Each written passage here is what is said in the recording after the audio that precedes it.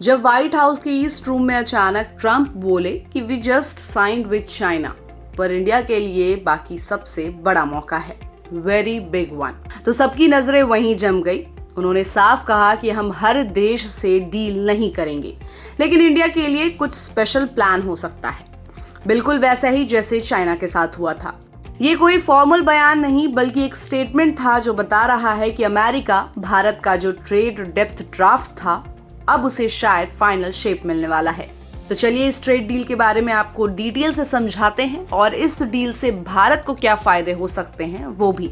लेकिन उससे पहले इस वीडियो को लाइक करना ना भूलें। असल में अप्रैल में यूएस ने भारत के साथ कई देशों पर 26 से 27% रेसिप्रोकल टैरिफ स्टार्ट किए थे और मई जून में इसका 90 दिन का पॉज दिया, जो 9 जुलाई 2025 को खत्म हो रहा है।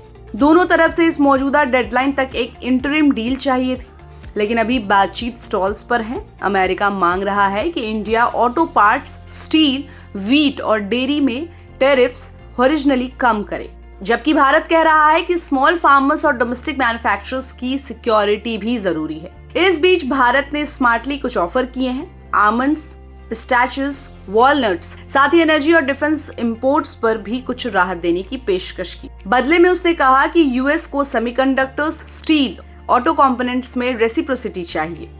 ये स्ट्रैटेजी दिखाती है इंडिया भी जल्दी में नहीं है और वो चाहता है कि डील बैलेंस्ड, फेयर और लॉन्ग टर्म बने। अगर ये इंटरिम डील होता है तो दोनों पक्षों को बड़े फायदे मिलेंगे। भारत में खास तौर पर इलेक्ट्रॉनिक्स और सेमीकंडक्टर सेक्टर में फॉक्सकॉन जैसे मैन्युफैक्चरर्स की इंटरेस्ट बढ़ेगी, जिससे प्रोडक्शन शिफ्ट होगा और नए जॉब्स बनेंगे। वैसे ही gems and jewellery, apparel exports को भी अमेरिकी मार्केट में और लिवरेज मिलेगा।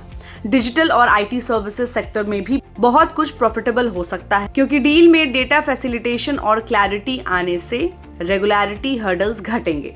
वहीं यूएस के लिए ये डील बहुत मायने रखता है। अगर उनका एग्री एक्सपोर्ट बढ़ता है, जैसे व्हीट, कॉर्न, डेयरी, इथेनॉल, तो उन्हें किसानों और एग्रीबीज सेक्टर में सपोर्ट मिलेगा।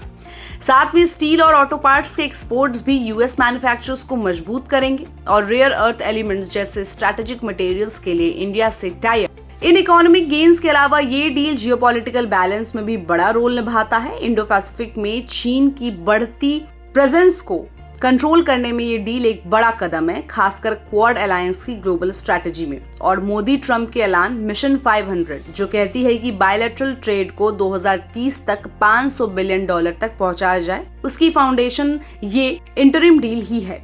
अब सवाल है कि 9 जुलाई तक इंटरिम डील बनेगा या नहीं। अगर नहीं तो टैरिफ्स वापस आ सकते हैं और बार बार डेडलाइन के चलते बाजार में अनसर्टेनिटी बढ़ेगी। लेकिन अगर इंटरिम एग्रीमेंट मिलता है तो 2025 के ऑटम तक एक full fleshed bilateral trade agreement का रास्ता बन सकता है, जो भारत यूएस के रिश्तों को एक नया मोड़ मिलेगा। इसके बाद एक ग्लोबल कनेक्ट, सप्लाई चेन्स में रीअलाइनमेंट और दोनों इकोनॉमी में मजबूत जुड़ाव भी पॉसिबल है। तो इस ट्रांसफॉर्मेशनल डील का असर सबसे ज्यादा जिन सेक्टर्स पे पड़ेगा वो है electronics, semiconductors, auto parts, pharma, James and jewellery, agriculture और एनर्जी, साथ ही डिजिटल आईटी सर्विसेज। और इन सेक्टर्स में jobs, investment, supply chain shift और एक्सपोर्ट ग्रोथ देखने को भी मिल सकता है।